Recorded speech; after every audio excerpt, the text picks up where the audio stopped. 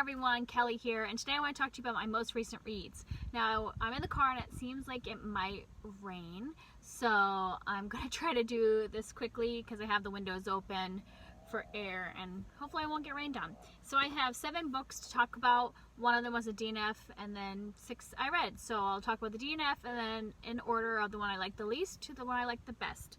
So the first one I'll talk about is the one I did not finish, and that is Unbreak My Heart by Melissa Walker. Sorry for the light.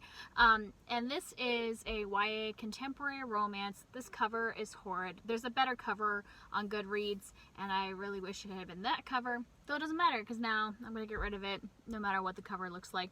And this was, I was in a mood for just a cutesy, fast read.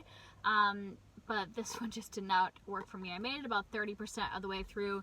It's about a girl named Clementine who her family is taking this big sailing trip over the summer, and normally she would not be happy to be like gone all summer with her family as a teenager, but there's a lot of stuff happening between her and her best friend. She liked her best friend's boyfriend, and so there was a lot of tension with her and her best friend, and so she's actually excited to go on the trip and swear off boys, but then of course there's a boy from another sailboat that's kind of following the same trip as them.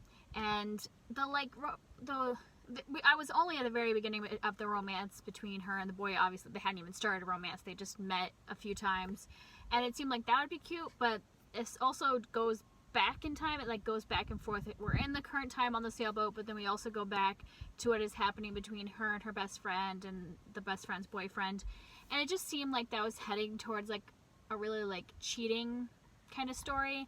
I don't know if they actually cheated or just emotionally cheated or whatever, but I'm just not a fan of cheating stories, and so I just couldn't get into it. It was bugging me every time we went back in time, so I just decided it wasn't worth continuing because I wasn't really that invested in the current romance yet.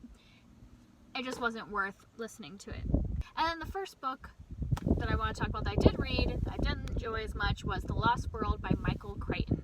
I had read Jurassic Park a few months ago and I really enjoyed it. I gave it a solid 4 stars, probably a high 4 stars. It was very good. This one I only gave 3 stars, and that was pretty generous, I think. I think part of that was that I enjoyed the narrator. It's narrated by Scott Brick, and I listened to a lot of this because I like him as a narrator, and I had listened to him at Jurassic Park, so it just felt natural to listen to him again. But this was just not as good as Jurassic Park. Like, I feel like Jurassic Park kind of makes sense. I mean, even though the science isn't like, I need to roll up the window, so hold on. So in Jurassic Park, I felt like it was more logical in the sense that like I could see how some eccentric rich dude could like figure out with some scientists how to recreate dinosaurs, why he would want to make it a park, you know, why the people would be there that are in the book, because he's like excited to show his creation off to everybody. So it makes sense. This one does not make sense because it's like a bunch of smart scientists, people, paleontologists, biologists, mathematicians, all these guys, and they know from the past experience that things could go wrong, and yet they make so many stupid decisions that I'm like, it just doesn't make sense for these like super smart scientists to be making these dumb decisions that lead to them getting eaten by dinosaurs or attacked. Yeah, it was made more sense in the first one when not all of them were scientists, you know, and they were protecting the kids, things like that. This one just did not make sense. They made so many stupid choices that is the only thing that led the plot along. And so it just bothered me. I was buddy rating this with Amanda from the Curly Reader. She, I think, gave it 2 stars, which is probably more deserving, but like I said, I enjoyed the narration, so it kind of like kept me going. And I thought that the last, you know, like last fourth was better than the rest of the book, so it kept me going. But yeah, I don't think I would recommend. I would recommend Jurassic Park, but I don't recommend the sequel. I just think it was more of a money grab. It was not a good story compared to the first. And so I've been having a whole string of like 2-star, 3-star books or DNFs, and so I just wanted something quick and fun, which what I sought out with this book, but it was just not the right one. So I was like, I need to get one that has a trope that I know I'm gonna like. So I picked up the audiobook of Adorkable by Cookie O'Gorman, and this one has the fake boyfriend trope, which is one I really enjoy, so I thought if nothing else, it's going to be fun. And that's what it was. I gave it 3.5 stars. It wasn't like necessarily anything new to that trope. Like, I knew exactly what was going to happen the whole time, but it got me out of kind of like my slump. I ended up reading that in like a day, I think, and I just flew through the audiobook, and it was a lot of fun. It's about a girl named Sally who, her girl best friend keeps setting her up with all these guys, like bombarding her with blind dates and stuff like that, like basically inviting her to the movies and then like leaving her with some guy, and all this stuff, and she's just tired of it. So she asks her guy best friend that she's been friends with her whole life to pretend to be her boyfriend to get the other best friend off her back. And so then you can guess what happens then. So yeah, so hijinks ensue, romance, blah blah, but I thought it was a lot of fun. The romance was cute, the characters were fun. The end got pretty darn cheesy, so it wasn't like a 4-star for me, but definitely worthwhile, got me out of the slump. And then the next book I want to talk about is not one that I would normally rate and review, because I don't usually review children's books, because I read so many picture books in a day to my kids, like at the library, at home, all that, so I don't usually review them. But I'm going to talk about one for 2 reasons. One is that I got an ARC from NetGalley, and I don't normally request children's books, but I requested that one because of the second reason I want to review it, and that is because it's about adoption. And being an adoptive parent, it's hard to find good adoption picture books out there, and so I thought if any of you guys know families that are adoptive families, you might want to know about some picture books out there. So I'm going to rate and review this one. And it was called Reagandoodle and Little Buddy Find a Forever Family by Sandy Swiridoff, Wendy Dunham, and Mikkel Sparks. And this comes out on October 1st. So when you're seeing this, probably next week. And like I said, it's just a picture book. It's about a dog and his best friend, who is a boy, and the boy has just been adopted into the family that the dog belongs to.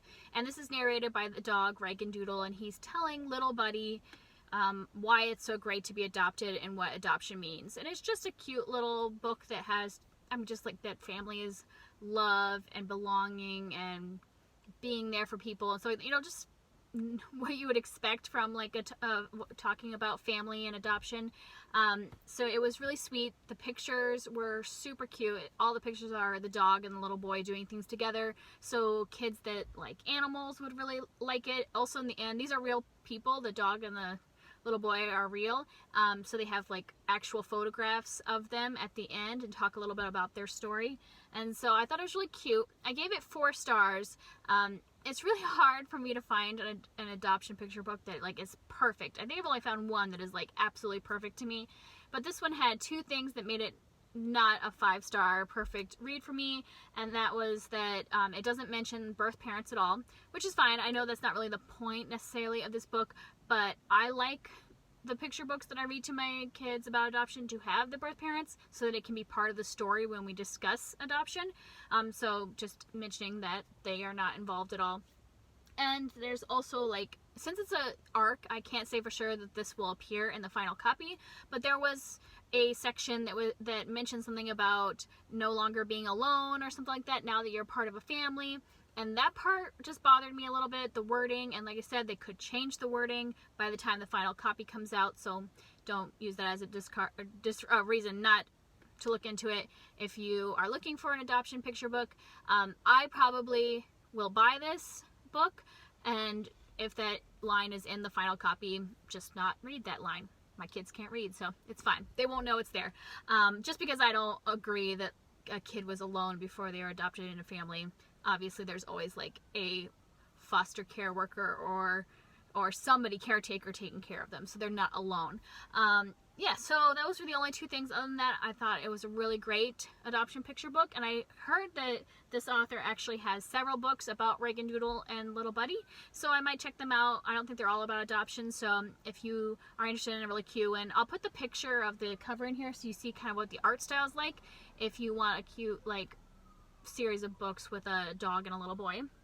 And then next I read This Mortal Coil by Emily Suvada, and this is a YA dystopian, post-pandemic kind of story. It's about a girl named Kat whose father was a scientist that had was working on creating a vaccine for this deadly virus that created like a plague, basically, that wiped out a ton of the population.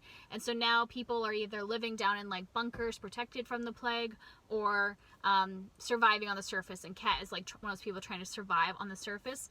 And then she is found and asked to kind of help in her father's footsteps with like creating the vaccine and stuff like that. This is really action-packed.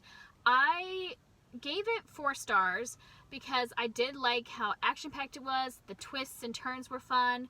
I enjoyed reading the reading process of this. There's some stuff in there I didn't expect, but then it also contains so many of those like basic YA dystopian tropes, very similar to Divergent. I feel like in the way it approached, like the characters were kind of one-dimensional, kind of the same characters you've seen before.